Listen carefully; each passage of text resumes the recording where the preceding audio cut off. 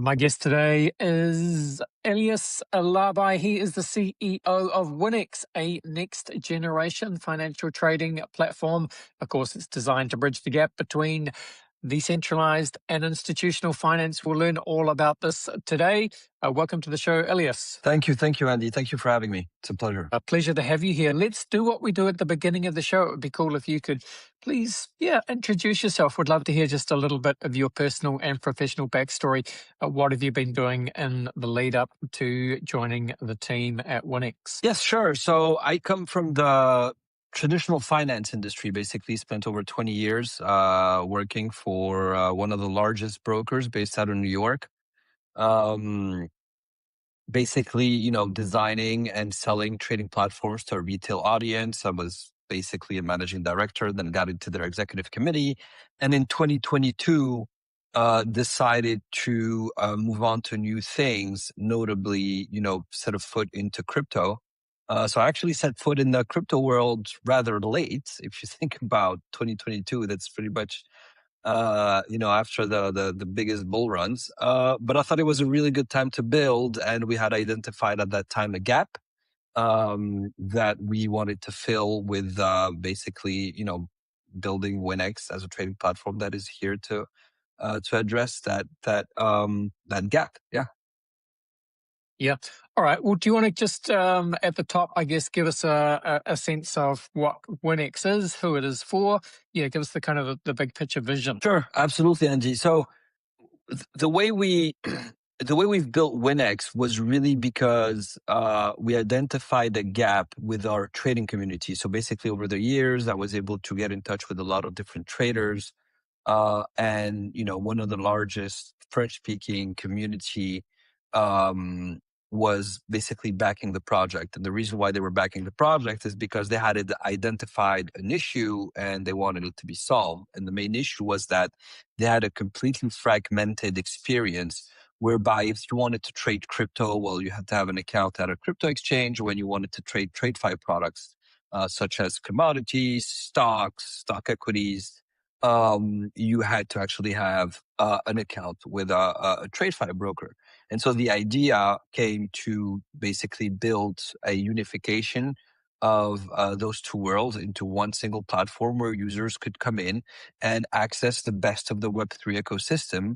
So a platform where you can trade spot crypto, crypto perpetuals, and have all the bells and whistles related to the crypto ecosystem. And at the same time, leveraging their crypto in order to be able to access the global markets. So now with Ouinex, for example, it's pretty much a multi-asset exchange where you can trade spot crypto, crypto perpetuals, but as well, you can trade things like gold, stocks, equities, all sorts of leading instruments that are basically being used today in the financial markets.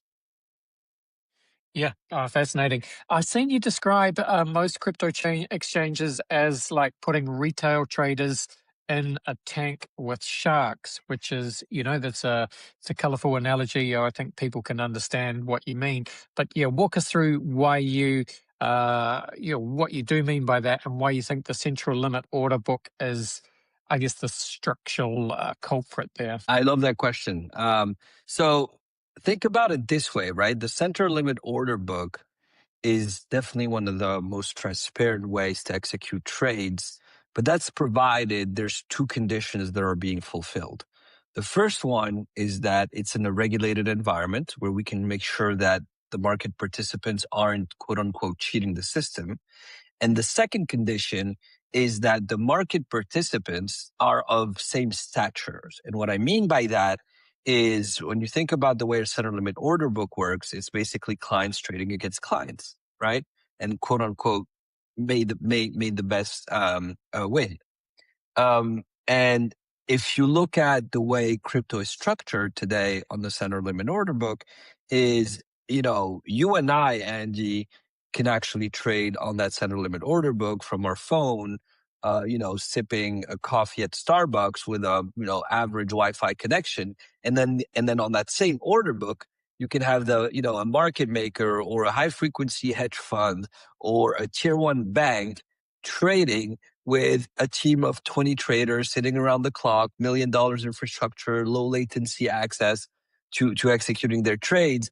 And so that constitutes a complete and clear asymmetry.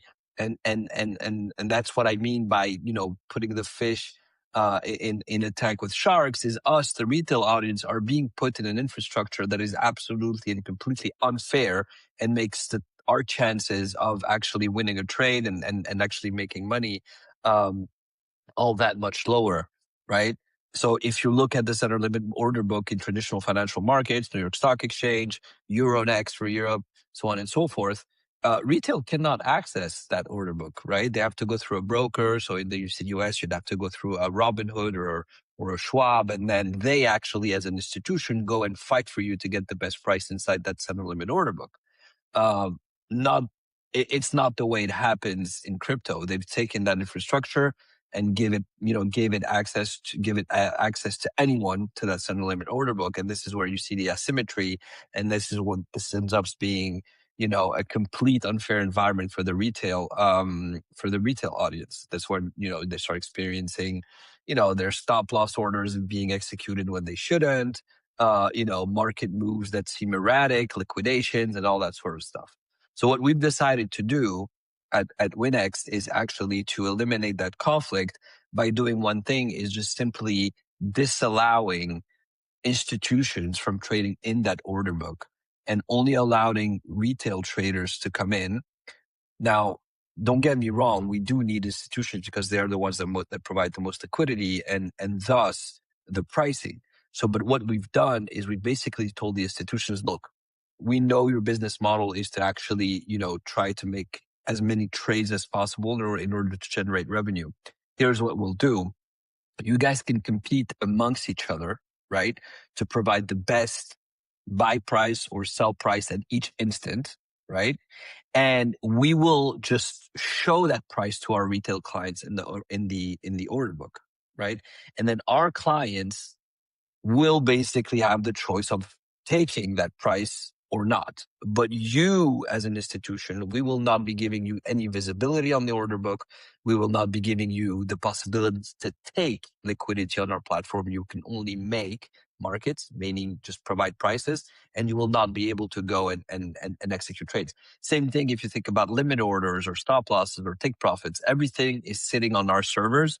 So the institutions cannot see where our retail clients' orders are sitting, and thus they cannot try to manipulate or play around with pricing. So all they're doing is they're competing amongst each other to provide the best bid and the best ask. We have an aggregator system that basically scans these prices constantly and only provides the best bid and best ask to the retail clients, and then the retail clients just trade on that. So we kind of build this Chinese wall to protect the retail clients from unfair practices. Yeah, and of course you call it a no CLOB execution model, which just means there's no club. The club, and I guess you've articulated it really well. But there's the idea is to take away the dark side of trading, the stop hunting, the pump and dump, just competing against people who have an unfair advantage. And how is that playing for your traders, I guess, in the community? Well, look, I mean, so far so good. I mean, we can't hide ourselves that, the crypto market hasn't been doing super well lately. But what we've seen is at least the first proof of concept. Yeah. What we've seen though, the first proof of concept that we've seen definitely deliver is the fact that we've seen users shift from crypto to traditional financial assets. So as you probably know, the geopolitical context led a lot of our users to do absolutely record volumes on trading oil, for example, obviously because of the whole situation with Iran and the United States. Back in February was a lot of volume on gold, and we're seeing more and more interest of these crypto traders as they wait for the market to be interesting again on the crypto side to start moving capital into the traditional financial markets and trade, obviously. And yes, absolutely. Our execution model is being received, very well. And they, they obviously feel that they're safe. We always have to explain and educate on how a center limit order book works. and how we're different and why we think this means that it's, a fair trading environment for them. And at least, when you have a stop loss being executed, it's because the market really went there, and it's not because some institution was able to snipe your order and take that, right? Yeah. So you've, as I understand it, you raised 9 million entirely from your own traders, no venture capital on the cap table. So that's is that all community funding? 100%. And so that's one of the beauty is the idea came from the community, the design of the whole concept, as well as this no club model was also pushed by the community. Our community is more of a TradeFi community, so they know how things work in the back end. And that's one of the reasons why they didn't want to step into crypto, because they saw that level of unfairness in terms of the quality of execution and the way the structure was implemented. And so they wanted that platform to come live. So other than, obviously speaking to our community every single week about how we improve the platform, we also kind of went and said, look, you guys want this product? We're ready to build it. We have the competence. We have the experience. Let's get some funding. And so that's when we were able to raise $9 million, a portion through pre-sale of a token, and then the other portion through equity. And so we are fully funded by our users.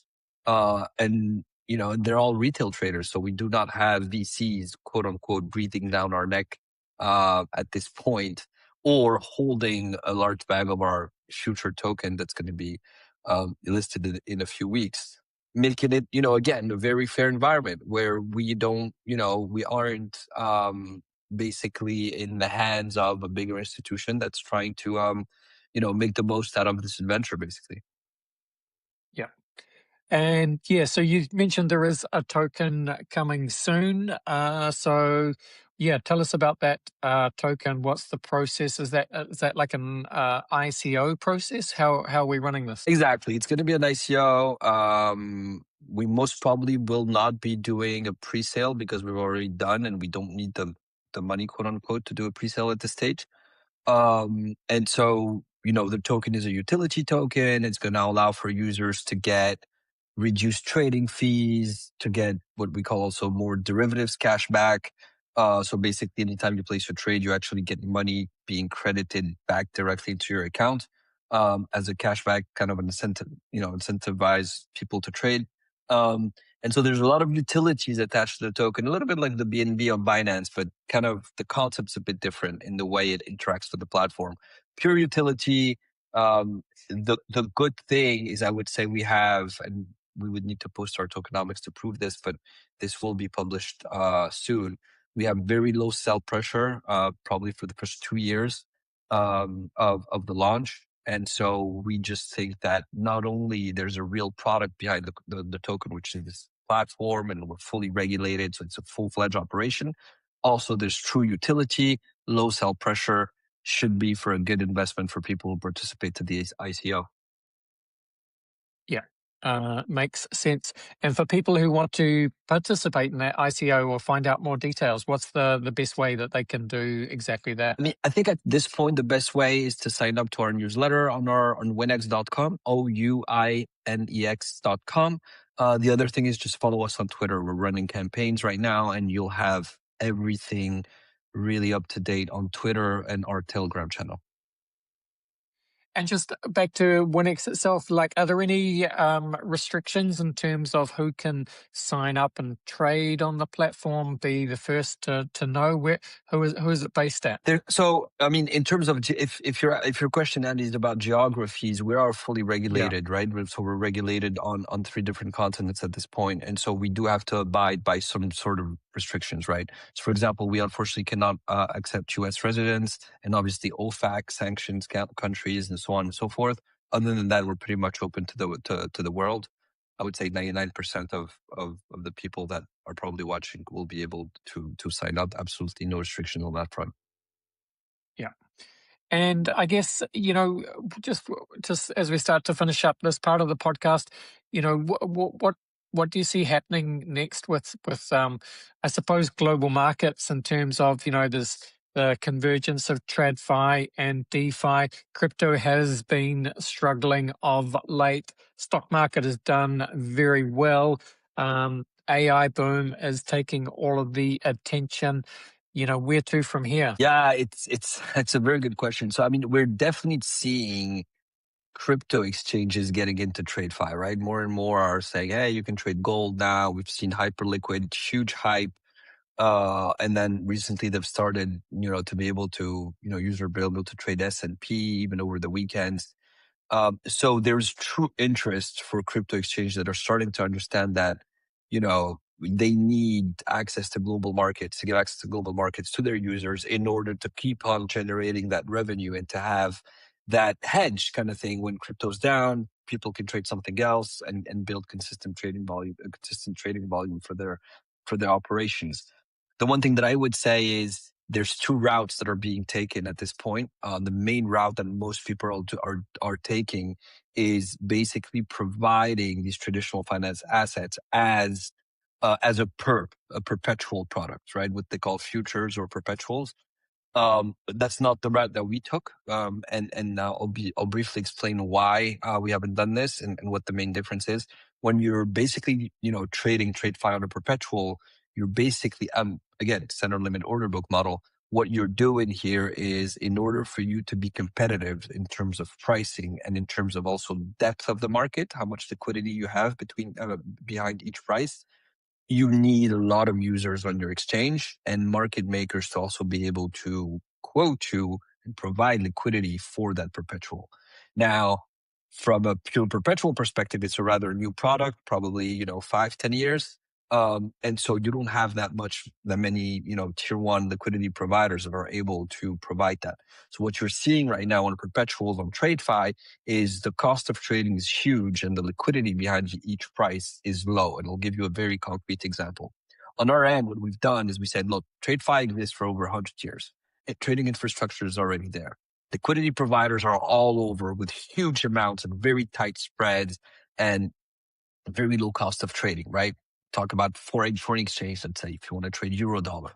You have your Citibank, JP Morgan, Deutsche Bank is also huge. You have tier one banks that provide liquidity in millions at extremely competitive price. Why go and rebuild this through a perp, which from a user perspective is very close in terms of behavior, and go back 50 years ago and have all these costs be pushed onto the user? So to give you a very clear example, if you take a look at euro dollar right now, or we can even take the example of gold as a TradeFi instrument. If you compare Ouinex to, let's say, a Hyperliquid or a Binance, right? So let's forget about Binance on Eurodollar. They don't even offer it.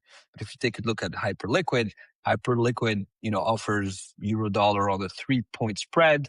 And on top of that, you have to basically pay 0.04% of commission. With Ouinex, because we're using, the TradeFi infrastructure, we actually have a 1-point spread, so 3 times cheaper than Hyperliquid. And we have 0 commissions. Simply because that's not the practice that happens in TradeFi. TradeFi, we do not charge commissions. So we're basically about 7 times cheaper than a Hyperliquid if you want to trade for something like Eurodollar, for example. And then when you look at liquidity, their first 10 lines of the order book, if you sum them up, you'll probably find 500K worth of liquidity. If you sum up our first 5 lines, you're already at 10 million. Simply because we're using an infrastructure that's already there, where there's already a lot of participants and liquidity is absolutely huge, right? So in a nutshell, when you're trading TradeFi instruments, right, on crypto exchanges or on a TradeFi infrastructure like ours, you're basically trading at probably between 5 and 7x cheaper than any perpetual contract, and with about 20x more liquidity behind each price. So it's a huge difference. I mean, if you do the math, it can mean thousands and thousands of dollars at the end of the month that you're paying to your crypto exchange, which quote unquote you shouldn't, because that market already exists and is already efficient. It's not a market that we need to rebuild, kind of thing.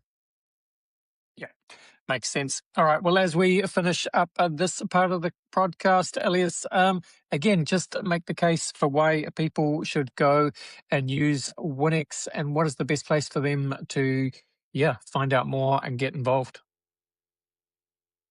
Sure. Look, I all we want at this point is people to just test us, right? It's test us, give us feedback. We're a young team. We've been live since beginning of January. So I'd incentivize anyone that's been trading on other platforms to come in to trade. We can also give, we also give out, bonuses, for anyone that deposits. And the reason really behind this is we want people to test, give us feedback so we can improve. Product's not perfect. We're trying to make it perfect. From a trading and infrastructure perspective, it's close to perfect. From a UI user experience, we always try to improve. So it's very important for us to get that feedback. Again, cheaper rates on pretty much across all assets than any other exchange. So definitely worth it, especially for those active traders. You can find us on ouinex.com, ouinex.com. You can find us on Twitter. You can join our Telegram channel as well. And obviously we have a customer support, human customer support, no chatbot, real humans you can speak to. They will be very responsive. And we look forward to having anyone and also to get feedback so we can keep on improving. Yes, indeed. All right. Well, the link is in the show notes, folks, but that means it is time to start to finish up the podcast. And we do that, Ilies, by running you through the very famous crypto conversation hot take round. Are you up for it? Yeah, sure. Absolutely.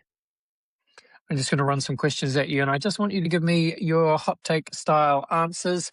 Question one for you is, where would you say that you sit on the Bitcoin maximalist to multi-chain opportunist spectrum? Where would I sit? Is that like, should I be giving you a grade or like, should I just give you the kind of the Yeah, cursor where I put myself? I would say I yeah, would be, no, I think I'd lean more toward the multi-chain, uh, yeah. kind of guy. Yeah. All right. Well, what would you say is your firmest conviction crypto opinion? In crypto in general. Yeah. Um, the blockchain technology, my firmest conviction is blockchain technology will always be there. My view obviously is that, there's going to be a consolidation of the market, but the technology is absolutely outstanding and, anyone should be building on this. And if you add obviously everything that's happening in AI right now, I think there's amazing things to be built. So blockchain all the way. Yes, indeed. Bill Gates famously said that we tend to overestimate what we can accomplish in 2 years and underestimate what we can accomplish in 10. So anything you like here, but, Ouinex, DeFi, decentralized finance, trading, what does it all look like in 10 years' time? Oh, wow. I would love to be able to give you what it looks like in 10 years time. I'm thinking about next month right now. No, look, 10 years time, I think AI at this point, I mean, either we're in a bubble in our world dreaming about AI and, but I do feel like AI is going to be absolutely revolutionizing the whole space. So for example, things that we're looking at right now is AI agents that are trading assistants to any retail user, right? But the question is, like, in 10 years, will they even need to trade, right? Will we even need to trade? Maybe some agent will be able to actually do it for us. Um, yeah. I mean, where Ouinex will be in 10 years, hopefully will be here, strong, and, AI driven all the way. Yes, indeed. Another way of thinking about this is a wonderful quote by sci-fi author William Gibson, who famously said that the future is already here, it's just not evenly distributed. So with that in mind, can you think of an example of the future being here right now, but most people aren't aware of it? Oh, I think again, we're going to go back to AI. I think the future is here. And I think the future is a little bit scary, to be completely honest. I think there's a lot of guardrails that need to be put for, around AI. But I think people do not realize the power of AI at this point. And it can go, it can be as small as we had just a team meeting earlier about like, how do we leverage AI for some of our departments? And just by doing some tests, we were just amazed at discovering what we can do with a little bit of, by intelligently approaching this. So no, the future is here. AI is here, and we better, get used to it. Yes, indeed. And it takes us nicely to the final question, which is what is your favorite science fiction book, film, or TV show? I was gonna say Star Wars, but that's gonna tell that's gonna make me feel very old. I loved for some reason Avatar. Avatar was a beautiful movie for me when I was younger, and I looked at Avatar. Not sure if you remember it, Andy, but it's yeah, I loved that one, that movie. Yeah. Look, hey, I was with you on Star Wars, but sure. Avatar as well. Look, that's a nice place to finish off. Thank you for coming and spending some time with us today. Again, just one more time, tell people what they can do to look at what you guys are building with Ouinex, direct people to the ICO, anything like that. Go for gold.